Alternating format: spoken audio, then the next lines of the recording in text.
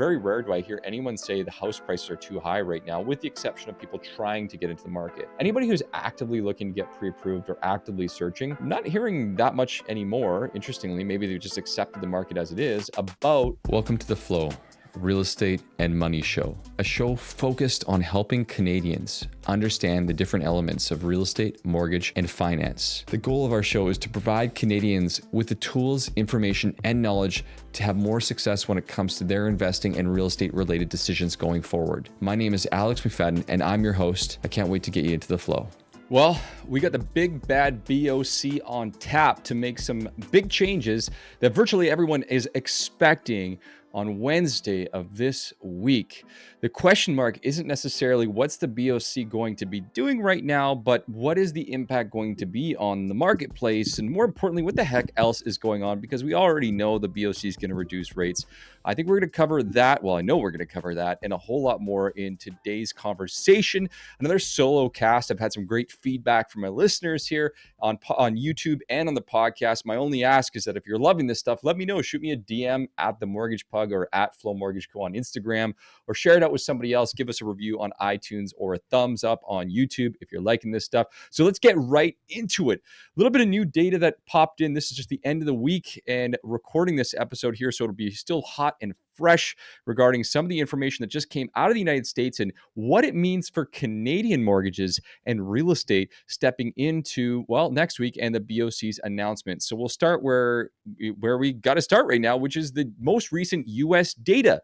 And people ask me all the time, why are you bringing up and talking about US data and what's going on? Well, if you've been paying attention to the economic information and news out of the US, well, they have not reduced rates yet like Canada has. And that's obviously had an impact here on our Canadian market and held us up a little bit, even though we've started to pull away.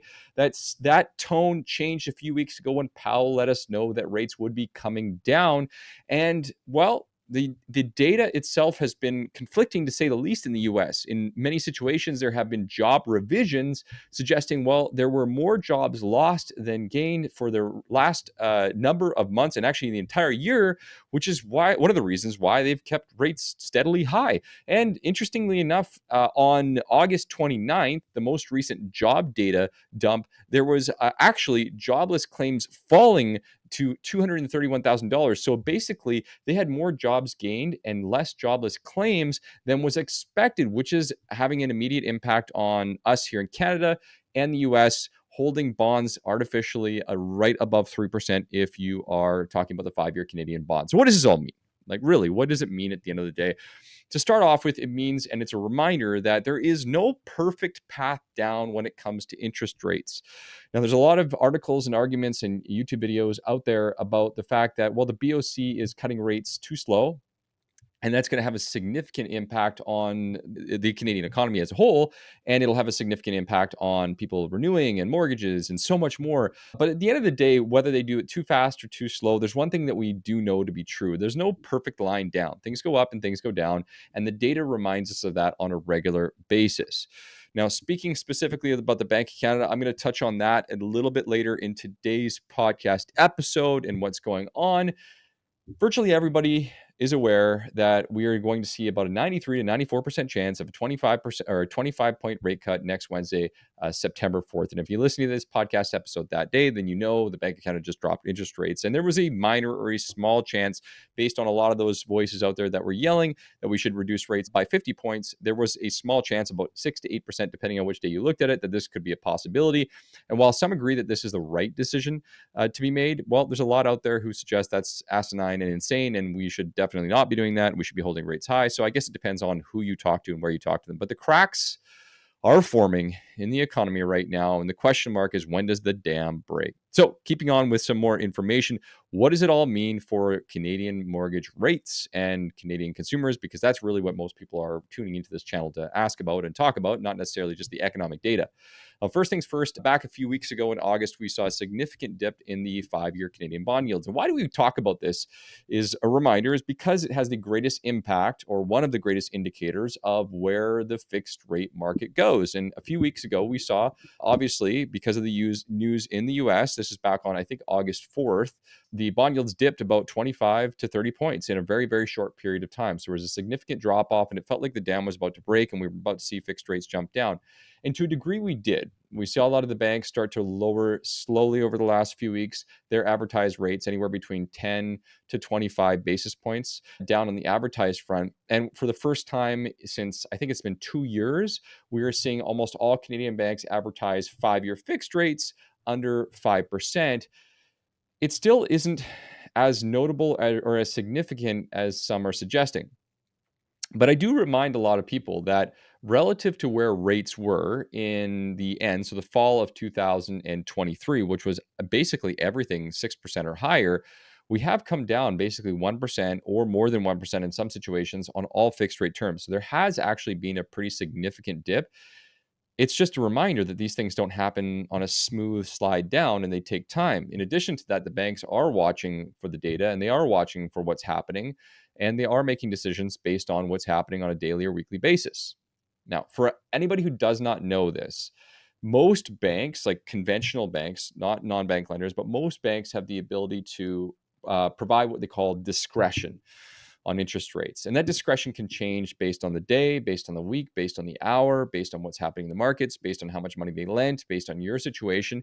But I'll break this down for you and help you understand what this means. So essentially, let's use a bank, TD Bank, for example. Let's say they got their 25-year, 3-year fixed mortgage, and it's advertised right now for 5.22% on the market. So that means when you walk into the branch, you're going to pay somewhere, they'll advertise the rate between 5.22 to 5.29%.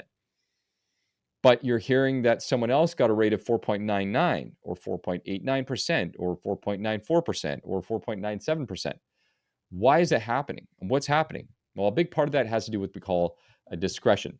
The bank is basically giving itself essentially a margin of profit depending on the source of where the money comes from. Is it originated from a branch, from a broker, from a mobile mortgage sales specialist? They have the ability to negotiate, well, not necessarily the broker per se, but the bank has the ability to negotiate down the price or the cost of that money on any given day by a different number depending on where their margin's at. And there's people repricing loans literally daily and hour by hour in some situations. Now, on one side, this is great because it does confirm that consumers have the ability to work with someone like us and negotiate down to a degree or different sources, and there is some movement. But the other side, it's complete headache because no one really knows what is the best terms or the best rate once they determine that it's the product they're looking for. And ultimately, it provides a lot of stress to a lot of families trying to figure out where they should sit and where they're at. And if there's one thing that you should take away from all this is that not everybody gets the same rate, whether it's a 5% down where you're going to get the best terms or 25-year or 30-year or rental property or high risk based on some other parameters. You're never going to have the exact same option as somebody else. It's just never going to happen, or very, very rarely is it going to be exactly the same unless it's a similar time and nothing significant has changed in the market. In a market like this right now, where we're seeing interest rate changes on such a significant speed, and with all the changes in the marketplace, you need to be prepared that these things can change on a regular basis. And while it provides a lot of stress and confusion for people, really at the end of the day, the only thing that should matter is your plan, your strategy, what you're doing, and that you actually have somebody monitoring it. Which leads me to my next point, not about discretion, but about locking in when rates are going down. The number one thing that I am hearing from people right now about why they are or why they are not actually being active in today's market, actually, funny enough, doesn't have anything to do. I don't know if it's funny enough, but the reality is very rare do I hear anyone say the house prices are too high right now, with the exception of people trying to get into the market. Anybody who's actively looking to get pre-approved or actively searching, not hearing that much anymore. Interestingly, maybe they've just accepted the market as it is about house prices are too high, so I can't get what I want. And while that's not to say that everyone feels that way, obviously across the country, I'm just saying that it's nowhere near as prevalent as it was a couple of years ago when we were seeing house prices continue to climb fist over fist, hand over hand, over and over and over and over. Well, leads into an interesting point about what actually happens in the marketplace when the Bank of Canada does what it says it's going to do. Because the number one conflict in most people's minds right now is I should wait until the Bank of Canada makes a decision and then I should decide what I'm going to do. I'm going to move forward. And so in surveying, again, anecdotally talking to 30, 40, 50 of our clients that are pre-approved with us right now, the same conversation is I'm going to wait till next week to see what happens. And that only really impacts people from a perspective of action. So like actively moving forward in the marketplace, or the alternative of speaking of, if they have, let's say, a variable rate mortgage, well, it benefits them because the BOC, if they cut rates, then you benefit from that. If the bond yields dip, then you benefit from that. But ultimately speaking, and I'm kind of moving into a different territory here in my conversation, but if you have a rate already and you're working with a good broker, they should have some type of a system or structure or task or calendar reminder to check in with your bank about 10 days prior to funding to ask that bank if the rates have come down or if there's any more negotiating power. And that way, it doesn't matter if you wait till September 4th or September 5th or any time, then you don't really need to worry. It's more about picking that lender or product. Now, back on actually current markets and rate projections, like what's going on, what is the market predicting right now, and what is actually going to happen based on what we just shared with you right now. So let's talk a little bit about what happened in the summer and what the projections are for some of these banks and how it could impact your financial decision in the real estate space. I know a lot of my clients, a lot of people who are listening are either investing in real estate or people who are considering getting involved into real estate, and so they're curious, like, what's the right time to pick? Well, I mean, there is no perfect time because it's subjective to a degree, but based on what we're seeing right now in the marketplace and the most recent BCREA, so BC Real Estate Association, they just announced their projections for real estate as an average. Again, this depends on the type of city or community, but just as an average for British Columbia as a whole, they're projecting a 2% increase between now and the end of the year in overall real estate prices. And in the report, it also suggested that Vancouver is actually already up throughout the year. Maybe not all communities are, but Vancouver real estate prices are actually up. So if you're considering, okay, what do I do? How do I make a rate decision? How do I make a mortgage decision? And you're someone buying in the real estate market, a couple things to keep in mind. Right now, the BOC, as we said, is projected to lower the overnight rate by a quarter point, which puts us at 4.25% on Wednesday, September 4th. That's meant to be, or suggested to be, the first of up to 75 basis points in the next 4 months alone, which means by January of 2025, we could see the overnight rate anywhere between 3.25 to 3.75, but the target right now for most big banks, 3.5%. That would represent a 1.5% drop in just over a 6-month period on interest rates for anybody in a variable rate mortgage. So all those folks that were, unfortunately paying 6.5 or 6.25% could be down to 5 or even in the fours in the next 6 months. That's quite significant. The government has basically, or not the government, I should say, the BOC has basically stated multiple times that their projections are to get to 2.5%. And while no one will guarantee anything, the vast majority of the market is projecting 2.75% by the end of 2025, and that will represent almost cutting the overnight rate in half by the end of 2025. So in 1.5 year period, cutting the overnight rate in half. Now, for anybody who thinks that's not significant, you think again, that is very significant. And for anybody who thinks that won't have any impact on the real estate market, also think again. I'm not talking about all of the condos that were built or one, certain subsegment of the market. I'm talking about the market as a whole and the health of the real estate market. The reality is, even if rates were to go down slower than that, there is activity and there is movement in the marketplace, and there still is a massive lack of supply, as supported by the fact that even though we had a small spike in building permits, it's expected to slow down. And in most of the cases, the developers that I've been talking to over the course of the last few months they're not putting shovels in the ground unless they absolutely feel like there's an opportunity in that area, or they've already started in motion right now. Most people are waiting until the cost goes down, because just as it impacts a consumer, it impacts a developer actually at a greater degree. Due to the amount of funds that they're carrying at that time. So the forecast right now, notably CIBC has, I guess, been the most vocal about it, is 0.75% for the course of this calendar year. And of course, we'll see if those revisions are changed depending on what TIF says on Wednesday, September 4th. We'll have a video, by the way. Make sure to subscribe and listen. There'll be a video later that day, and a podcast that'll pop out later explaining exactly what this means for the future. So what do we do in the current rate environment? Well, we're seeing fixed rates go down. The spread between the fixed and the variable is anywhere between a 1 to 1.25, depending on the term length you're looking at. And variable rates right now, we're seeing discounts on a 30-year at about prime minus 70, and a 25-year as much as prime minus 9, prime minus 1%, depending on what type of product and lender that you're choosing at any given time. like making a decision like that can be a little bit tough. There's a mathematical consideration, like what would the potential savings be? I mean, first and foremost, if you were just to look at it one to one, the average person, as soon as assuming the Bank of Canada was to drop rates by 5 times, you'd be instantly matching where a fixed rate is. And in addition to that, once the Bank of Canada drops rates another 1, 2, 3, or 4 times, there starts to be interest savings, especially if you're acquiring this mortgage later this year, because ultimately, if you're comparing it to a fixed at say 4.75 and a variable is 4.5.8%, you can do the math and look at that, look at an amortization simulator, or you can talk to us and we project these things out. There's essentially per $100,000 of borrowed based on the current rate path, just to cut to the chase.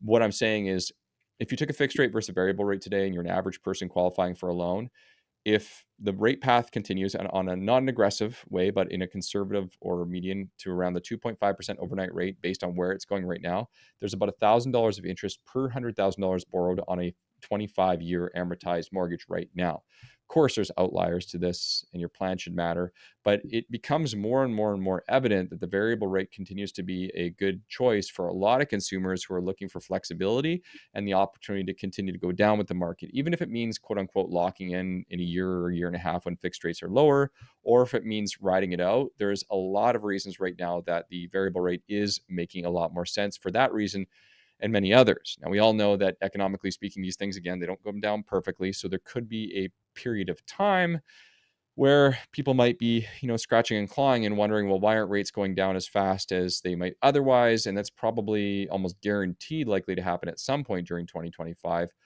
But all of this is to say this will have an impact on the real estate market and where prices go. Now, there's a couple things that are stopping the real estate market from starting to really pick back up at right now to any high degree. A few of those things, obviously, number one, we are seeing an increase in jobless claims in Canada too. So there's more people without jobs. There are less people still making money. Affordability is still not great when you consider the overall country for a lot of people. But the other side of that is there's also a lot of people out there who still can't buy or get into the marketplace because our supply levels are low. And there's only going to be a certain period of time where the current supply, at least the average supply itself, continues to maintain itself at what's more of a seller's market, or sorry, more of a buyer's market and a more balanced market, which basically means we're going to get to a point, probably based on projections, not based on me, based on the BCREA and some other projections, in the next 12 months, where we shift from a buyer's market to a more balanced, or even to a degree a seller's market, depending what you're buying. And that's almost certainly guaranteed to be the case in that single family entry level home, just because, quite frankly, they're not building enough of those things, and especially not at an affordable cost where a family wants to get into it. So looking forward, like, what should you consider if you are taking a mortgage going into 2025? Like, how do you approach this? Number one, if you have a renewal coming up into 2025 right now, there's no rush right now to lock in. Like, there isn't a rush. Strategy is important. Reach out to us. We'll put you on our list. We'll follow up with you. We were setting up calls for people who are coming up in February through the end of next year at this point right now. But number one, don't be in a rush, and definitely don't just jump on whatever your bank has been reaching out to you and asking for. Right now, the banks have been aggressive because, while they haven't been funding as much as they would like to otherwise, they're looking to retain their existing business. But in 25 and 26, there's going to be so many renewals coming up. You're going to see that you're going to start to slip through the cracks, and a lot of the banks are not going to be able to hit on either the customer experience or even the rates that you're looking for at that time. So watch the market, stay steady, stay intact, and continue to follow through with someone who's watching the market on your behalf. The second thing is, I don't recommend considering locking in on longer term rates right now. Now, maybe towards the second half of 2025, when the market is projected to hit its bottom and fixed rates, might make more sense to consider a longer term fixed rate. But right now, especially in this 12-month window, it's not the time to take anything long term or fixed. Maybe 12 months. Take a variable. I mean, only take anything longer if that's what makes you sleep at night. And I know this information has changed from 6 months ago, but so does the data.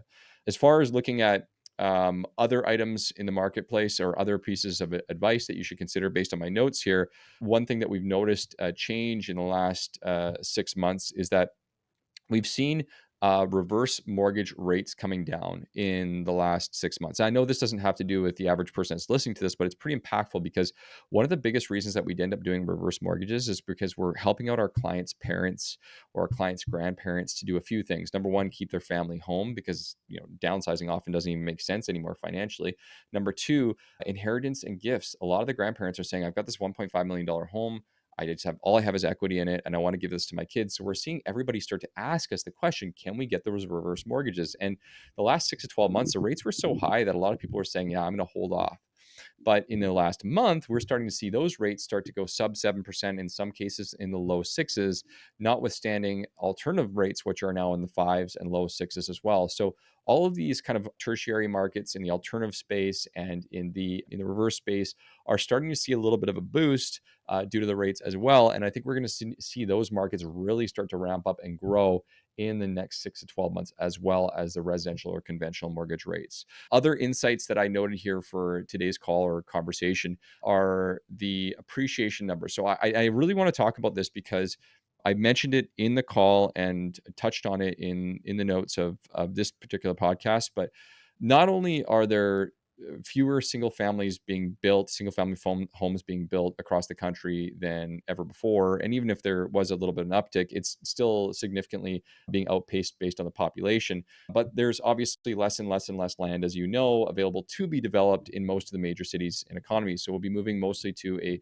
multifamily or a townhouse based lifestyle for a lot of people who want to live near the cities, which is very different. Where you used to be able to live 20 minutes, 30 minutes outside the city and get a single family home, that's starting to push out 40, 50, 60, 120 minutes away. And so one of the things that I basically am yelling out to you is, if you are someone who's interested in single family homes in a medium/large city, that's probably the biggest opportunity for you from an appreciation perspective in any major city from this point forward. Not only the fact that you're going to own the land, you're going to have the house, but the future development opportunity in some cities, and the possibility that our provinces and cities might start to adapt to the idea of dwellings inside of homes, so multi-unit properties inside of single family homes more than before, as well as the idea of having ADUs, so accessory dwelling units, like we're seeing down in San Francisco and San Diego in the US, which is basically, again, same thing, adding units, turning garages into apartments, turning backyards into apartments. So we're starting to see that. And I believe that